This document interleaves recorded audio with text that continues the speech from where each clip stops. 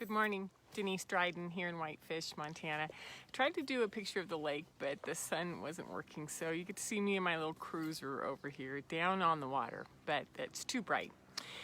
And it was quite a wobble. I had this perfect scene set up, and then no matter how I set it up, it wasn't going to work. And so today the topic is about, embracing the wobble, right? The fact that life is going to wobble and we have to be able to do something to address that, right?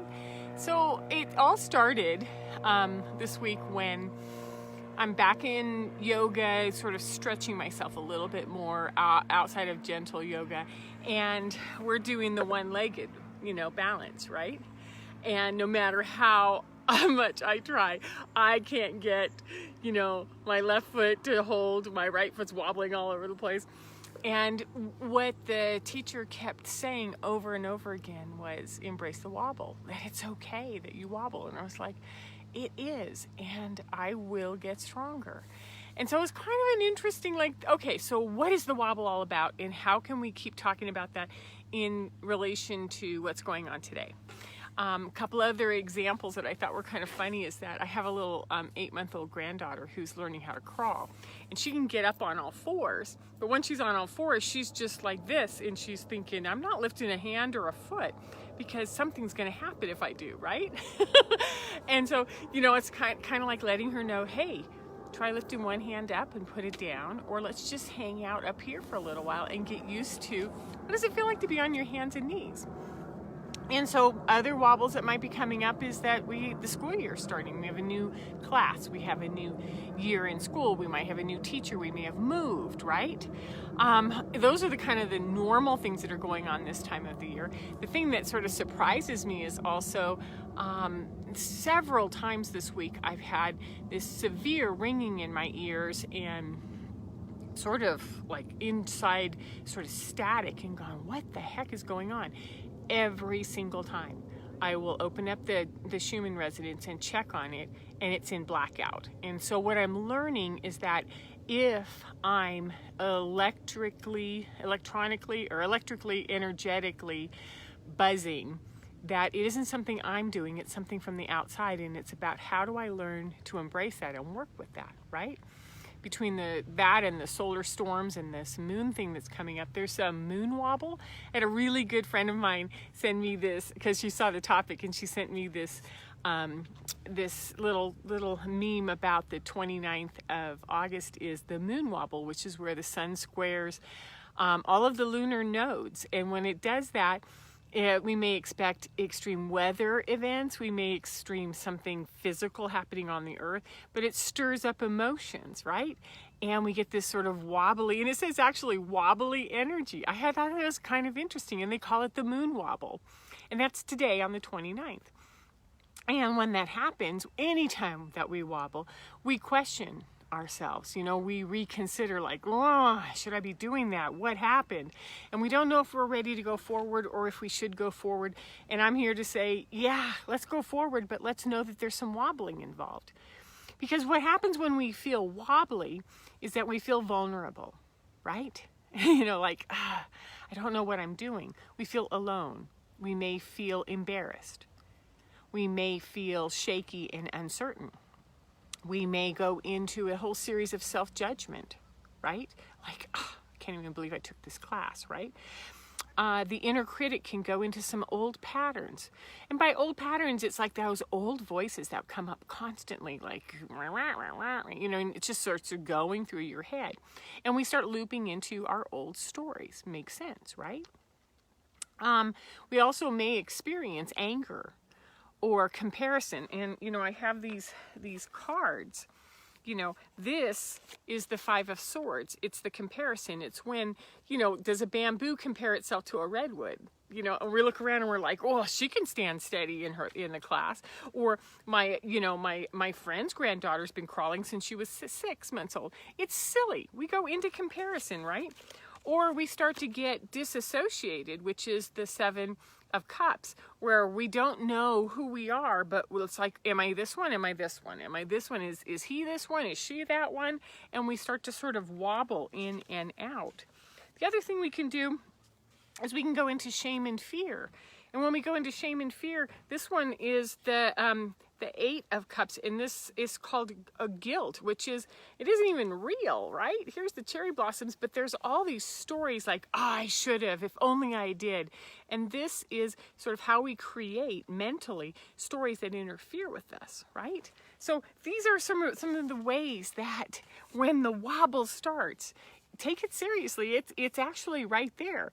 And it does mean something, because when we wobble as individuals, it's something about our balance. It's something about our stress. It's something about our anxiety levels or our courage, right? And when because I coach parents and those who parent, grandparent, as we're going along raising children, sometimes when we wobble, we try to seize it with trying to get back into control. So we control, we hover, we doubt, we wonder, we try to overhelp, we worry, or we yell, which is, I don't know how to make this happen any faster, so I'm going to raise my voice and just shove this forward, push it forward, right? So the key to the wobble is to plan on it. Every single time we go through a change, something's going to happen. So we recognize it and we plan on it and we work with it, right? Because I have this client who's young, really young, and phenomenal at now identifying that when her anxiety shows up, not only is she able to catch that her anxiety is up, but she's able to catch where it is in her body that the anxiety talks to her. So she can feel it and allow it to cue her now. And so she can talk specifically to that. So the fact is, the wobble's going to happen. We're going to have these little flare-ups of like anxiousness, overwhelm, unsteadiness, even anger, because something's going on out there that we can't explain energetically. It has been for about 1.5 years now, and it's getting more intense. So the wobble isn't personal. It isn't personal. It does help us build strength. It helps us adjust, which is, well, if I can't write right now because the ringing in my ears is so loud, what can I do with this energy? We recalibrate. It is also when the wobble is there, it's not a personal attack, it's an invitation to notice and respond. Like, I wonder what's happening here and what can I do to respond to that? And it requires kindness and compassion. Kindness at all times, which is, hey, something's going on and you are becoming a little unsteady, right? No judgment. It's just a wobble, and we need to do some things to get it back in order, right? Or back into homeostasis rather than order. So I always provide some tips. And the tips that I would say is the first one, which we talked about, is expect the wobbles. These are natural occurrences when things change. And as we're changing hour by hour, day by day, whether it's our galactic status, whether it is our global status, whether it is our national status, whether it is our communal or our relationship status, when things change, we're going to go into an adjustment period, right? Makes sense. Number 2, you in your energy, your field, your soul, you're hitting a new challenge. You're coming up against something that isn't what you're used to. And it's like the energy goes, wow, what was that? And so parts of your body are going to respond because you're recalibrating your soul with your body, with the surface. So you calm down the field and you notice it. You see it and you face it like, oh, that's what I can do. I like to sort of look at it like I go into this slow motion matrix thing. Like as soon as I notice something's going on, I slow it way, way down. And I almost sort of dodge it and watch it go by and go, I wonder what that was. So that I can respond to it, right? Number 3 is to choose. So I choose to observe. I choose to notice. I choose not to react. I choose to take a moment. I choose to let it go by. I choose to settle myself. I choose not to listen to the old voices. I choose to let go of some of the old programming that happens when this comes up. So some examples is like, I'm on the yoga mat and I'm going, I'm old. I can't even balance anymore. I'm never going to be able to do this. Of course that's not true, right? Or I'm wrong. This is never gonna, I'm wrong. I made a mistake. This isn't gonna work. That anxiety, this is never gonna go away. Or that anger, which is, I'm just a bad mom and I'm so pissed that I didn't catch myself, and I'm pissed at them and I'm pissed at the world, and anger just keeps swirling. Or I'm embarrassed. What will the neighbors think? What will my friends think? What will my husband think? What will somebody fill in the blank think when this is going on, right? So number 4 is to go internal, go inside, go find the wise one, and use the voice of compassion, steady compassion, and kindness in this intimate dialogue. Kind of like when I'm on the mat and I'm wobbling, oh, look at you. You can hold this. Oh, you held it for a little while. Now take a breath and come back out. Go back in. Oh, you can hold it a little bit more. And look at this foot's stronger than that foot. Well, okay. And so you're talking and you're empowering, right? Or you're like, when the anxiety comes up, you soften and you're like, here it is again. Well, hello. So when anxiety comes up, I wonder if I'm facing something or something's coming up to remind me that I'm in an energy that's unusual for me, right? Or, you sort of put your hand on your chest. Oh, the geese are just flying by about 20 feet in front of me, right out there. That's so cool. You put your hand on your chest and you slow everything down and you go, shh, let's just slow down. Let's calm down the fire, calm down the anger. Let's just watch things for a little while. And you can also say, hey, I'm doing a good job with this, right? This was hard. It was hard to catch that wobble and to come back.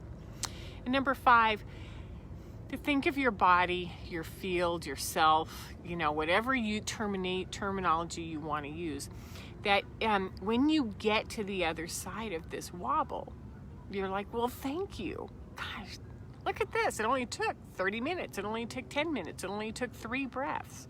And you thank it. And you do it with a light, playful, real way, because you're like, yeah, that just happened.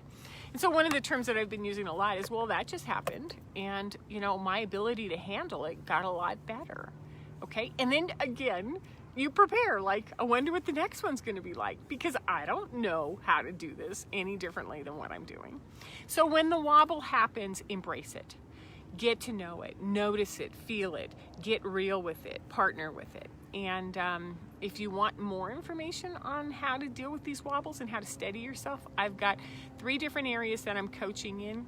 1 is to do deep self-knowledge, 2 is to do stability and adaptability training, and the 3rd is to really look at these new energy kids and what they're doing to our earth, our energy systems, and sort of increasing the wobbles, right?